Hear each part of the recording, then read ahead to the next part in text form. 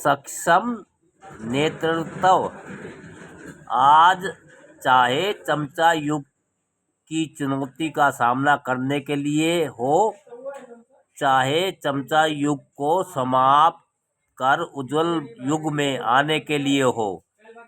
पीड़ित शोषित समाज की सबसे बड़ी आवश्यकता सक्षम नेतृत्व की है। सक्षम क्या, मजबूत नेतृत्व की है। हम सभी जानते हैं, जब बाबा साहब उज्जवल युग की दिशा में हमारा मार्गदर्शन कर रहे थे, उन्होंने हमारे लिए उच्च शिक्षा के अवसरों की व्यवस्था कराई थी। उनका दृढ़ विश्वास था कि केवल उच्च शिक्षित नेता ही चमचा युग की चुनौतियों का सामना कर सकते हैं। काका कालेकर रिपोर्ट का निम्न अंश इस बात को सिद्ध कर देगा। भारत की स्थिति के संदर्भ में आपके पिछड़ेपन के क्या कारण है? डॉक्टर अंबेडकर, यदि मुझे भारत की बेहतरी और प्रगति करने के लिए कुछ करने लायक स्थिति में छोड़ दिया जाए तो मैं जन सामान्य के सामाजिक स्तर पर नज़र डालूंगा। यह भारत में लोगों के विभिन्न सामाजिक स्तर हैं। कुछ अच्छी स्थिति में है, कुछ उनसे भी नीचे और कुछ एकदम नीचे। हमारी इतनी बड़ी समस्या प्रत्येक को सुखी बनाने के लिए संपत्ति वितरित करने की नहीं है, बल्कि हमारी समस्या ये है कि विभिन्न अलग अलग हैसियत या स्तर समाप्त होना चाहिए। वे शिक्षा की प्रगति के द्वारा समाप्त हो सकते हैं। जब सभी समुदाय को शिक्षा के मामले में एक समान स्तर पर लाया जा सके, व्यक्तियों के संदर्भ में नहीं बल्कि समुदायों की तुलनात्मक संदर्भ में। यदि किसी समुदाय में 10 बैरिस्टर, 20 डॉक्टर, 20-30 इंजीनियर आदि है, तो मैं उस समुदाय को समृद्ध जैसा मानता हूँ।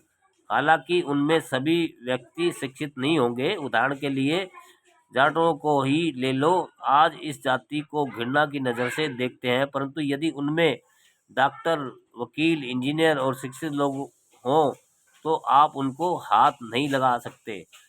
भारत की उन विभिन्न जातियों के पिछड़ेपन को तेजी से दूर करने के लिए आपके क्या सुझाव है जो युवा पुराने सामाजिक पिछड़ेपन या शैक्षिक उदासीनता से पीड़ित है?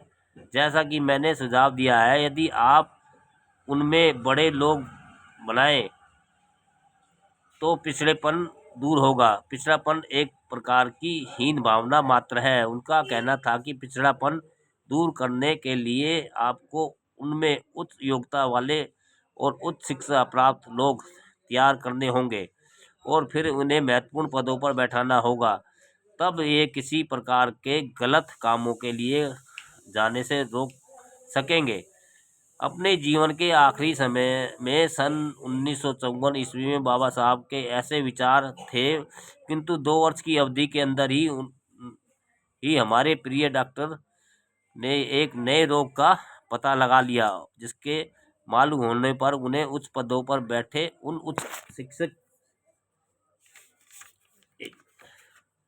उन शिक्षा प्राप्त लोगों की प्रशंसा करने की बजाय उनको डांट लगा दी। उच्च पदों पर बैठे इन उच्च योग्यता वाले लोगों की आलोचना उन्होंने आगरा की एक सार्वजनिक सभा में 18 मार्च 1956 ईस्वी को खुलकर और सरेआम की। इस बीमारी का पता लगाने के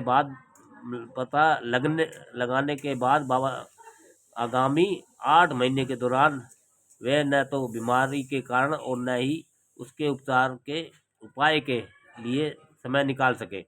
सन 1954 ईस्वी में डॉक्टर अंबेडकर 10 वकील, 20 डॉक्टर और 30 इंजीनियरों की बात सोच रहे थे, किंतु ऐसे उच्च योग्यता प्राप्त लोगों की संख्या आने वाले समय में लाखों तक पहुंच गई। डॉक्टर अंबेडकर के बदौलत मिले अवसरों के कारण ही उन्हें ऊंचे पद पर प्रतिष्ठा मिल सकी। किंतु कितनी बड़ी विडंबना है कि जैसे जैसे इसमें वृद्धि होती गई, वैसे वैसे वह बीमारी और फैलती गई और फैलते फैलते एक महामारी बन गई। इस बीमारी ने बाबा साहब के उस सोच को ही मार डाला जिसे वह वर्षों से अपने सीने में लगाए लगाए पाल पोस रहे थे।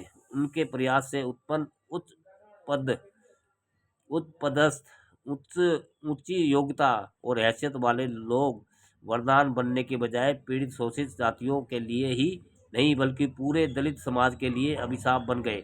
उनकी जातियों के साथ होने वाली जातियों को रोकने के बजाय वे ऐसी अनेक अतिरिक्त जातियों को बढ़ाने का कारण बन गए।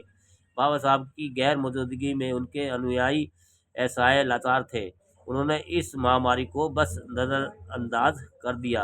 उससे भी बुरी बात तो यह हुई कि वे स्वयं इसके अभिन्न अंग बन गए हैं। सन 1973 ईस्वी के आसपास कुछ उच्च शिक्षा प्राप्त कर्मचारियों ने स्वयं बीमारी के कारण को खोजा और बाद में उसका नाम रखा अभिजात्यों का विमुखीकरण।